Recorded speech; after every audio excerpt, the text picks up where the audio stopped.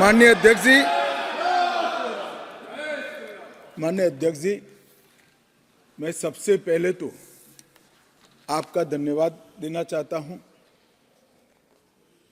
कि आज़ादी के बाद जो कुछ राष्ट्र के जीवन में महत्वपूर्ण प्रस्ताव आए हैं, उसमें से एक प्रस्ताव श्री राम जन्मभूमि पर मंदिर के निर्माण का, उसमें मुझे मेरे विचार रखने के लिए आपने मौका दिया, इसलिए हृदय से मैं आपका धन्यवाद करना चाहता हूं।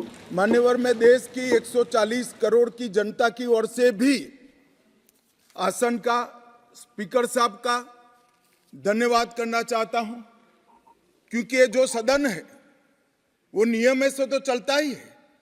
हर चर्चा नियमों से बंधी हुई होती है, संविधान से बंधी हुई होती है, परंतु एक मायनों में ये सदन जन चेतना का, जनता की आकांक्षाओं का और जनता की इच्छाओं की प्रवक्ता बनने का भी सदन का दायित्व है, और आज ये हो रहा है। 140 करोड़ के देश में और दुनिया भर में बैठे हुए राम भक्त जो 22 जनवरी के बाद एक अद्भुत आध्यात्मिक चेतना का अनुभव कर रहे हैं, इसको वाचा देने के लिए आपने समय दिया, इसलिए देश आपका हमेशा के लिए आभारी रहेगा। मान्यवर, मैंने आज किसी का जवाब नहीं देना है। आज मैं मेरे मन की बात और देश की जनता की आवाज को इस सदन के सामने रखना चाहता हूं, जो सालों से कोर्ट के कागजों में दबी हुई थी।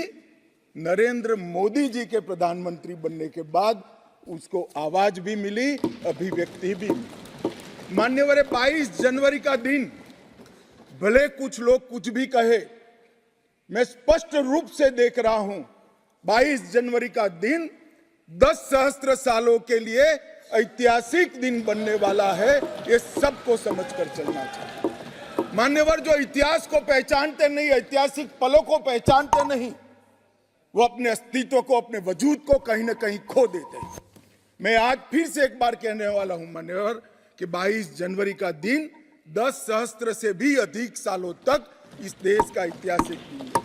मान्यवर, 22 जनवरी का दिन 1528 से शुरू हुई एक संघर्ष और अन्याय के सामने लड़ाई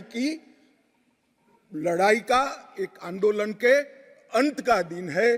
1528 से चली हुई ये न्याय की लड़ाई यहां पर समाप्त। मान्यवर, 22 जनवरी का दिन करोड़ों भक्तों के आशा, आकांक्षा और सिद्धि का दिन है। उनकी आज आशा आकांक्षाएं सिद्ध हुई है। मान्यवर, 22 जनवरी का दिन भारत की, समग्र भारत की, मैं चाहूंगा कि समग्र भारत पर पूरा सदन गौर करे। 22 जनवरी का दिन समग्र भारत की आध्यात्मिक चेतना के पुनः जागरण का दिन आज इतिहास में बन चुका है। मान्यवर, 22 जनवरी का दिन महान भारत की यात्रा की शुरुआत का दिन है। 22 जनवरी के दिन मां भारती को विश्व गुरु के मार्ग पर ले जाने को प्रशस्त करने वाला दिन मान्यवर बनने वाला है। मान्यवर, ये देश की कल्पना राम और रामचरित्र के बगैर कर ही नहीं सकती। जो इस देश को पहचानना चाहते हैं, जानना चाहते हैं, जीना चाहते हैं, राम और रामचरित मानस के बगैर वो जी ही नहीं सकते। राम का चरित्र और राम ये देश के जनमानस का प्राण है। ये सबको समझना चाहिए, सबको स्वीकारना चाहिए। और इसीलिए मान्यवर, हमारे संविधान की पहली प्रत से लेकर महात्मा गांधी के आदर्श राज्य की कल्पना को राम राज का नाम दिया गया। संविधान में भी राम दरबार को स्थान दिया गया। मान्यवर, जो लोग राम के अलावे भारत की कल्पना करते हैं, वो भारत को नहीं जानते, वो हमारे गुलामी के काल का प्रतिनिधित्व करते हैं। मान्यवर, राम व्यक्ति नहीं है, राम प्रतीक है। करोड़ों लोगों का आदर्श जीवन कैसे जीना चाहिए, इसीलिए उनको मर्यादा पुरुषोत्तम किया गया। राम का राज्य किसी एक धर्म, एक संप्रदाय के विशेष के लिए नहीं है। राम का राज्य, आदर्श राज्य कैसा होना चाहिए, इसका प्रतीक न केवल भारत, समग्र दुनिया के देशों के लिए बना हुआ है मान्यवर। और इसलिए मैं मानता हूं कि राम और राम के चरित्र को फिर से प्रस्तावित करने का काम 22 जनवरी को हुआ है, मोदी जी के हाथ से हुआ है। वो इस देश के लिए सौभाग्य का विषय है मान्यवर। हम सब उन सौभाग्यशाली लोगों में से हैं जो 1528 वहां पर राम मंदिर देखना चाहते हैं। पीढ़ियां चली गई, हजारों लोग, लाखों लोग शहीद हुए, संघर्ष किए, आंदोलन किए, मगर ये दिन देखना स्वप्न में नहीं आया। आज हम सब बहुत सौभाग्यशाली है कि इस देश को हम देख सकते हैं मान्यवर। भारत की संस्कृति और रामायण को अलग कर कर देखा ही नहीं जा सकता।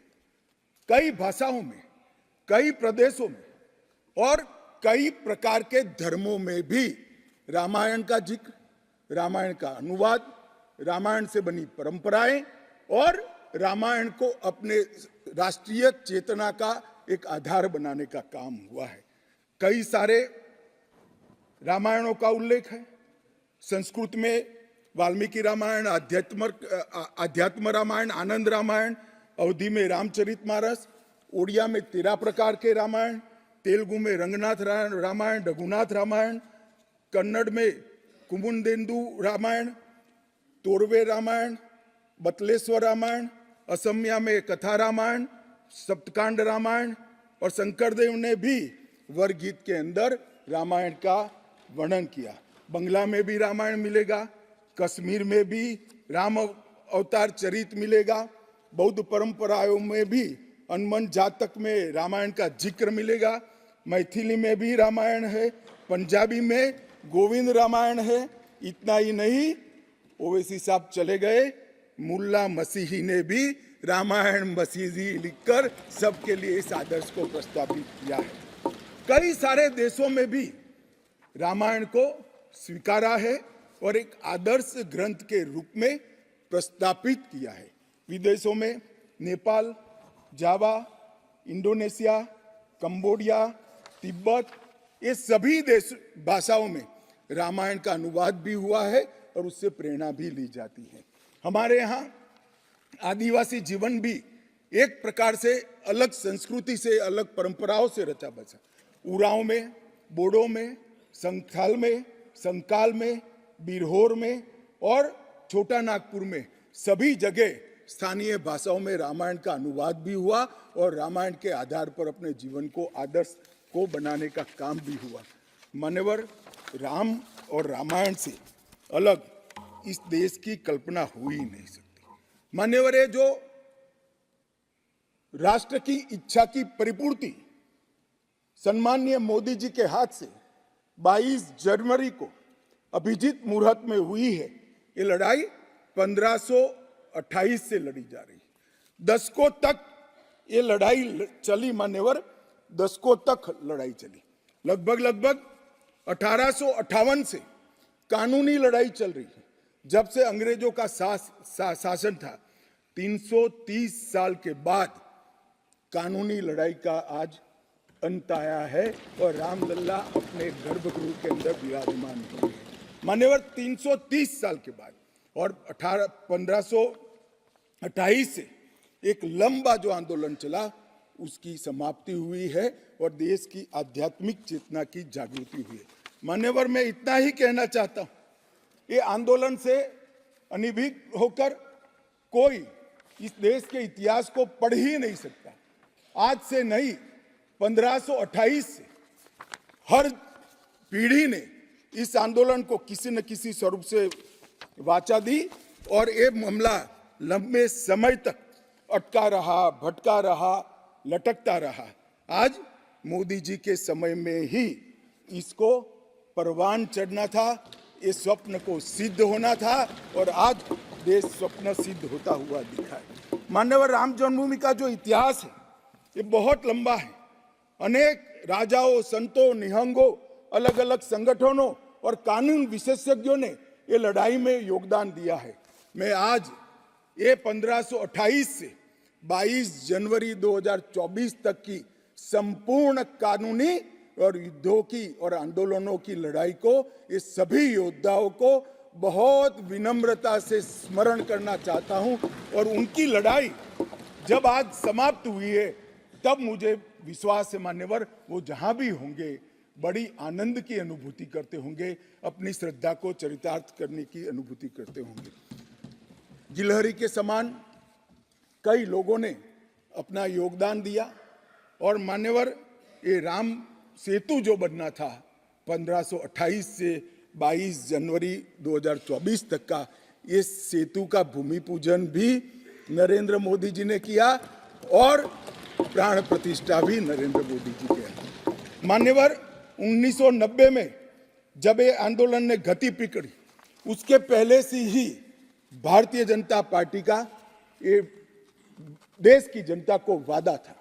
हमने पालमपुर कार्यकारिणी के अंदर हमने एक प्रस्ताव पारित कर कहा था कि राम मंदिर का निर्माण, इसको कोई एक धर्म के साथ नहीं जोड़ना चाहिए, ये देश की चेतना की पुनर्जागृति का आंदोलन है।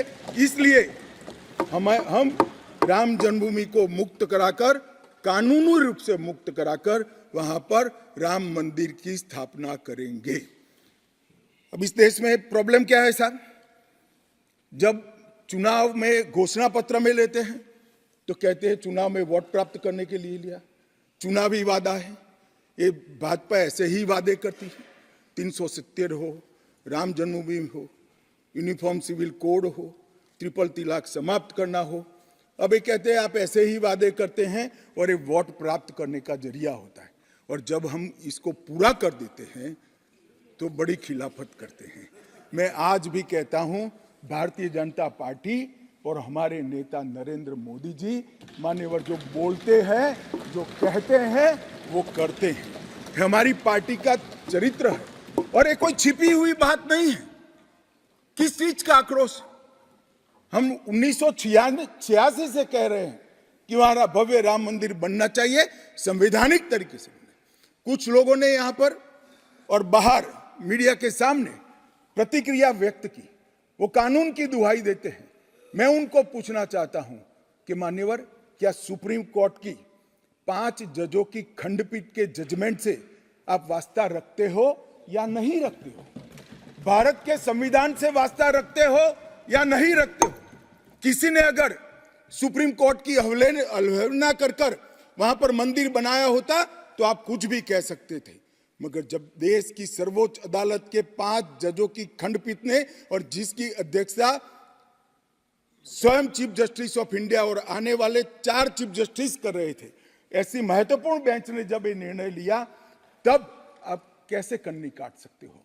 मान्यवर, निर्णय पसंद हो तो स्वीकार कर लेना, सुप्रीम कोर्ट का सम्मान करना, और कोई निर्णय पसंद ना आए तो सुप्रीम कोर्ट के भी बड़ा बुरा करना, ये ठीक नहीं है। मान्यवर, सुप्रीम कोर्ट के निर्णय ने आज पूरी दुनिया में भारत के पंथ निरपेक्ष चरित्र को उजागर किया है।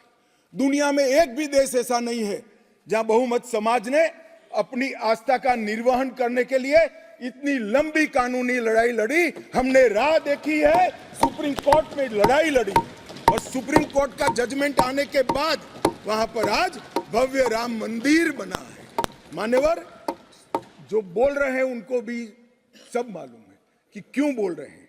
मैं आज फिर से कहना चाहता हूं, हमारे गुजरात में एक कहावत है, हवन में हड्डी नहीं डालनी चाहिए।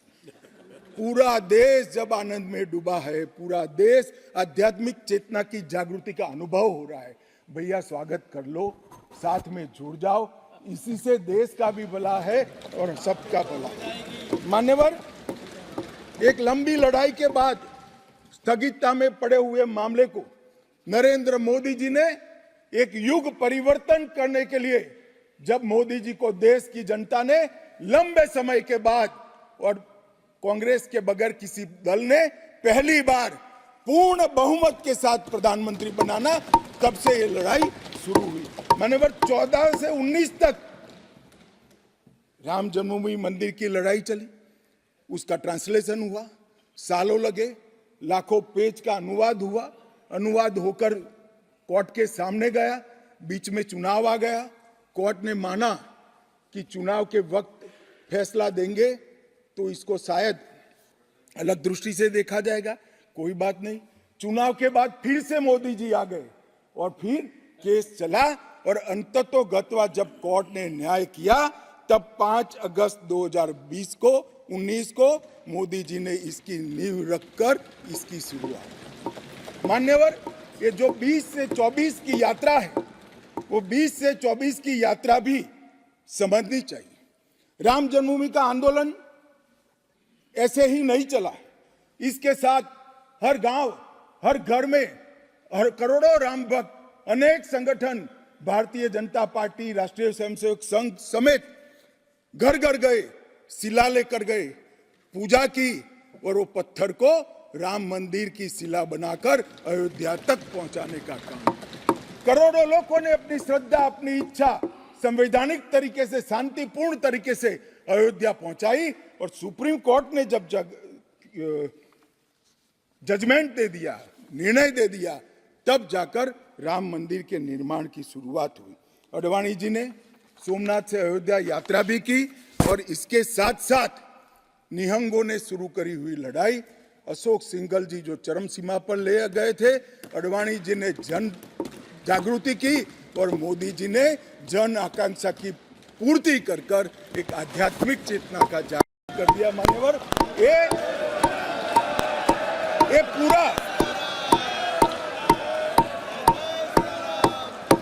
पूरा आंदोलन मान्यवर जब भी दुनिया का इतिहास लिखा जाएगा एक डेमोक्रेटिक वैल्यू के रूप में देखा जाएगा कि कोई एक देश अपने बहुमती समाज की धार्मिक विश्वास की पूर्ति के लिए इतने समय धैर्य रखकर सुप्रीम कोर्ट में गुहार लगाता रहे और सुप्रीम कोर्ट के जजमेंट आने के बाद सौहार्दपूर्ण वातावरण में इसकी पूर्ति हो। मान्यवर, ये बहुत बड़ी बात है और मैं मानता हूं मान्यवर कि ये मोदी जी के नेतृत्व के बगैर संभव नहीं था। मान्यवर, मैं इतना ही कहना चाहता हूं कि जब राम मंदिर का निर्माण हो रहा था तब और जब जजमेंट आया तब कई लोग आगास लगा रहे थे, कई लोग अनुमान कर रहे थे इस देश में रक्तपात हो जाएगा, इस देश में दंगे हो जाएंगे, इस देश में धर्म के बीच में बड़े विवाद होंगे। मगर मैं आज इस सदन को कहना चाहता हूं, ये भारतीय जनता पार्टी की सरकार है, नरेंद्र मोदी इस देश के प्रधानमंत्री हैं।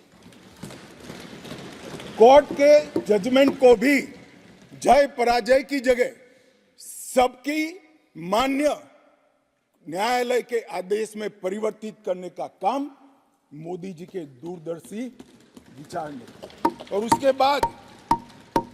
उसके बाद जब समय आया, निर्माण के बाद जब समय आया मान्यवर, उनको न्योता मिला कि वो आकर भूमि पूजन करें।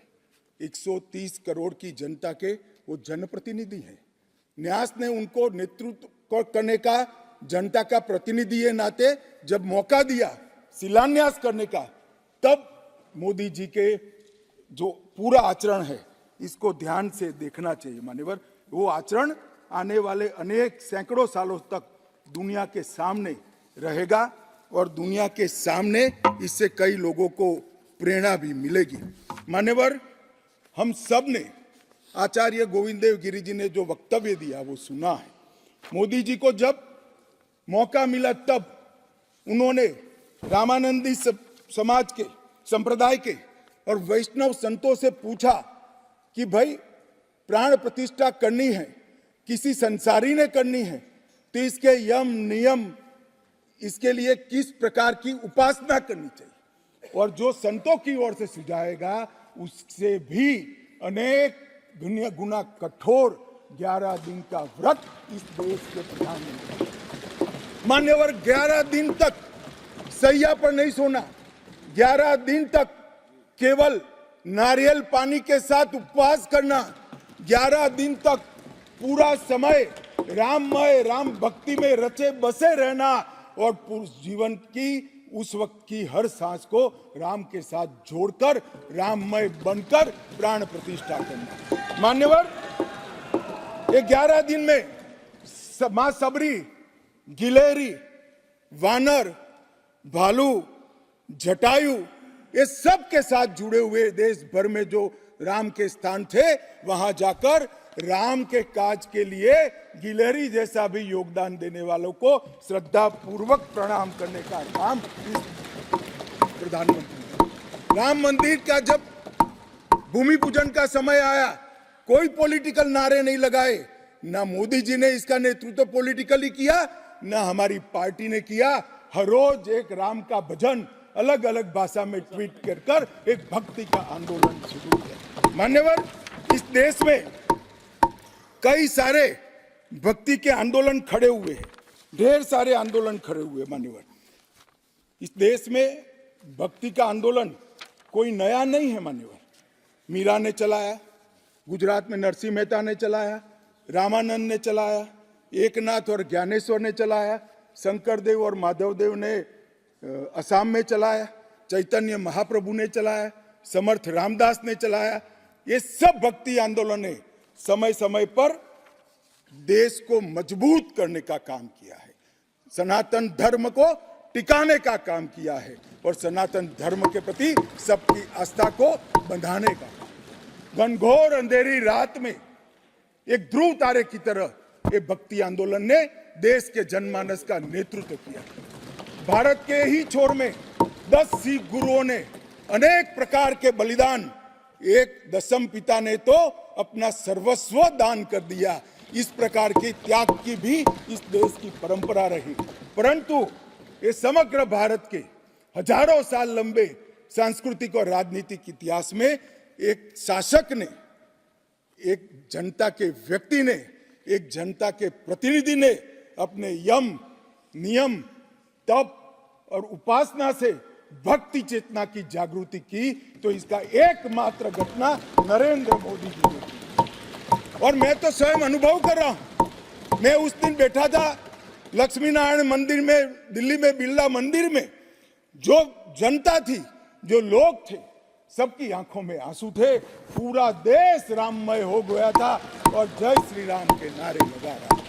मान्यवर, मोदी जी ने बड़ी शालीनता के साथ विजय के, पराजय के कोई भाव के बगैर जय श्री राम के युद्ध के नारों से पूरी दुनिया जानती है। जय श्री राम की वानर सेना का युद्ध का घोष था, पूरी दुनिया जानती है। जय संघर्ष चला तब जय श्री राम चला और मंदिर बना तो जय सिया राम हो गया। संघर्ष से भक्ति की यात्रा पूरे देश को आगे ले जाने वाली यात्रा है। मान्यवर,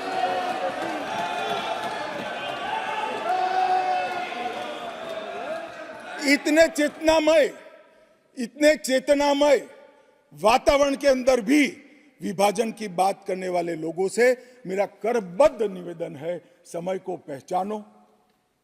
पहचानो, एकता के संदेश को स्वीकारो और आगे देखकर चलना शुरू करो, भारत की और हम सब की भलाई। मान्यवर, ये बहुत बड़ा संदेश मोदी जी ने दिया है और मैं फिर से एक बात कहना चाहता हूं, जिसने संन्यास्त नहीं लिया है, जो सन्यासी नहीं है, जो किसी पंथ संप्रदाय का उपदेशक नहीं है, ऐसा व्यक्ति और जो देश का शासक है, प्रधानमंत्री है, प्रधान सेवक है, ऐसा व्यक्ति आध्यात्मिक चेतना, भक्ति की चेतना खड़े, ये दुनिया में ऐसी मिसाल शायद ही कहीं नहीं मिली। मान्यवर, मैं ये जरूर कहना चाहता हूं, इस सदन में खड़े होकर गौरव के साथ कहना चाहता हूं कि मोदी जी मेरे नेता है, मेरे पार्टी के नेता है, मेरे पार्टी के प्रमुख नेता है। मान्यवर, मोदी जी ने एक ऐसा नेतृत्व दिया जिसने अनेक समय पर नेतृत्व के गुण क्या होते हैं इसका परिचय देने का काम किया। अच्छे समय में भी किस प्रकार से संयम रखना चाहिए इसका एक उदाहरण स्थापित करने का काम किया और हर समय पर निर्भयता के साथ, संवेदनशील, सजग, और जन भावनाओं को समर्पित नेतृत्व कैसा होता है, इसका उदाहरण दिया। इनके 10 साल के कालखंड के अंदर अनेक प्रकार के पड़ाव आए हैं। माननीय, ये भी राम जन्मभूमि के आंदोलन जैसे ही पड़ाव रहे हैं, क्योंकि जो गड्ढा ये खोद कर गए थे, वो गड्ढे को भरकर उसमें महान भारत की इमारत बनाना, ये राम मंदिर की यात्रा से कोई कम यात्रा नहीं है। मान्यवर, सबसे पहले मैं कहता हूं कि जो आर्थिक क्षेत्र के अंदर जो बदहाली करी थी, जो पॉलिसी पैरालिसिस वाली गवर्नमेंट थी, सैकड़ों पॉलिसियां बनकर आज 11वें नंबर से 5वें नंबर पर हमारे अर्थतंत्र को ले जाकर एक नीति के आधार पर चलने वाला राज्य, नीति के बनाने वाले नेता कैसा होता है, उसका उदाहरण दिया। कोविड आया तो भयभीत हुए बगैर, सरकार की मशीनरी कम पड़ जाएगी, जब तक आंदोलन पूरा देश नहीं लड़ेगा इससे हम नहीं लड़ पाएंगे, वो जानते हुए एक मोर्चे पर वैक्सीन का इनोवेशन का काम चालू रहा, दूसरे मोर्चे पर हेल्थ इंफ्रास्ट्रक्चर का अपग्रेडेशन का काम चालू रहा, तीसरे मोर्चे पर हर गरीब के घर में अनाज पहुंचाने का काम चालू रहा, चौथे मोर्चे पर जो कोविड की दर्दियों की शुश्रूषा कर रहे थे उनका नेतृत्व करने का काम चालू रहा, और 5वें मौके पर जनता कर्फ्यू, दिया जलाना, थाली बजाना, हंसने वाले आज रोड पर घूमते हो गए, उनको मालूम नहीं है पूरी दुनिया मोदी जी के संवेदनशील और समग्रता से भरे हुए नेतृत्व को आज स्वीकार। मान्यवर, यही समय में कोविड का पड़कार भी आया, यही समय में 62 की तरह चीन ने अपना मुंह दिखाना शुरू किया, दृढ़ता के साथ नेतृत्व छाती सीना तान कर खड़ा रहा, हिंदुस्तान की 1 इंच जमीन नहीं। कई बार हुआ था इसी समय में पूंछ और पुलवामा में हमला हुआ, सर्जिकल स्ट्राइक और एयर स्ट्राइक कर नेतृत्व की वीरता का भी परिचय दिया और घर में घुसकर जवाब देने का काम किया। हजारों बच्चों जब परीक्षा के वक्त आत्महत्या करते थे, ट्रेस में आते थे, मनोरोग के शिकार बनने थे, एक पिता की तरह एक प्रजावात्सल नेतृत्व का परिचय देते हुए प्रजा परीक्षा पे चर्चा की भी बात। और जब मौका राम मंदिर का आया तब एक सन्यासी की तरह, एक भक्त की तरह गौरवपूर्ण तरीके से आध्यात्म को जागरूक करते हुए आध्यात्मिक चेतना का जागरण करने का काम भी नरेंद्र मोदी जी ने किया। मैं इसलिए कहता हूं कि बहुत लंबे समय से इस देश को ऐसे नेतृत्व की जरूरत थी। 70 साल तक, 68 साल तक देश ऐसे नेतृत्व में भटकता रहा, लटकता रहा। 130 करोड़ की जनता ने मोदी जी को चुनकर एक सर्वगुण संपन्न नेता को चुनकर देश की सभी चुनौतियों को समाप्त। मान्यवर, मैं आज आपके माध्यम से ये मैं कहना चाहता हूं, ये राम मंदिर का निर्माण, वो राम मंदिर में रामलला की बाल प्रतिमा, मनोहरी दृश्य, आंख बंद कर देते तो सामने वो प्रतिमा दिखाई पड़ती। इतनी मनोहरी प्रतिमा बनाने का काम हुआ और उसकी प्राण प्रतिष्ठा भी हुई। मान्यवर, एक प्रकार से समग्र भारतीय संस्कृति को मोदी जी के माध्यम से एक अभिव्यक्ति का काम है। मान्यवर, राम का जीवन ही अपने आप में परिपूर्ण जीवन।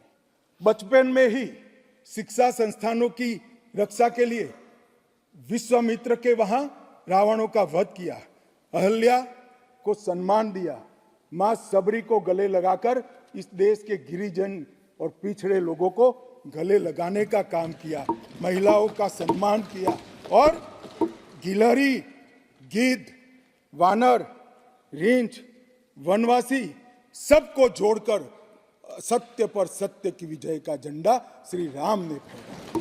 और मोदी जी ने जब ये अयोध्या बन रही है, ढेरों लोगों ने, मैं आज सबके बीच में कहने से मेरी आपको अपने आप को रोक नहीं सकता, ढेरों लोगों के प्रस्ताव कि अयोध्या के इंटरनेशनल एयरपोर्ट को श्री राम का नाम दिया जाए। बड़ा लोक लुभावन प्रस्ताव, परंतु मोदी जी ने महर्षि वाल्मीकि का नाम देना। सारे मौकों पर दशरथ का, सीता माता का, चौराहे पर नाम देने का प्रस्ताव आया था। मोदी जी ने कहीं जटायु को रखा, कहीं गिलहरी को रखा, कहीं हनुमान को रखा। मान्यवर समग्र समाज साथ में लेने का काम किया। मान्यवर ये जो मंदिर बना है उसके निर्माण में भी पूरे समाज को साथ में रखने का काम किया गया है। मान्यवर मैं आपको जरूर बताना चाहता हूं कि इसमें देश के हर हिस्से को स्थान देने का काम मंदिर के निर्माताओं ने किया है। एक भी प्रदेश ऐसा नहीं है जहां से कुछ नहीं आया है। हर प्रदेश और आसपास के सभी देशों से राम काज के लिए कुछ न कुछ समर्पित हुआ है। सबकी भूमिका रही है। पूरे समाज को जोड़कर मान्यवर ये मंदिर बना है। ये सामाजिक एकता का एक अद्भुत उदाहरण है मंदिर है। सांस्कृतिक पुनर्जागरण का अद्भुत उदाहरण है मंदिर है। मान्यवर अयोध्या में राम मंदिर विध्वंस के सामने विकास का विजय है। मान्यवर अयोध्या में राम मंदिर धर्मांधता के सामने आध्यात्मिकता और भक्ति का विजय है। मान्यवर भारत के गौरवमय युग की ये शुरुआत है। आत्मनिर्भर भारत और विकसित भारत का रास्ते का प्रशस्तीकरण का पॉइंट है और भारत माता को विश्व गुरु बनाने के रास्ते की मान्यवर शुरुआत है। मैं जरूर मानता हूं कि सालों से सदियों से इस देश के प्रेरणा पुरुष रहे, जिनके चरित्र से न केवल इस देश पूरी दुनिया संदेश लेती है। ऐसे प्रभु श्री राम को मूर्ति का अपने निज घर में स्थापन से इस देश का जो नया युग शुरू हुआ है ये बहुत शुभांकर होगा और आने वाले दिनों में 2024 में भी मोदी जी के नेतृत्व में यहाँ सरकार बनेगी और ये शुभांकर शुरुआत हुई है, उसको गंतव्य स्थान पर ले जाने का प्रयास करेगी। मान्यवर मेरा बहुत बहुत धन्यवाद। मेरे शब्द और विचार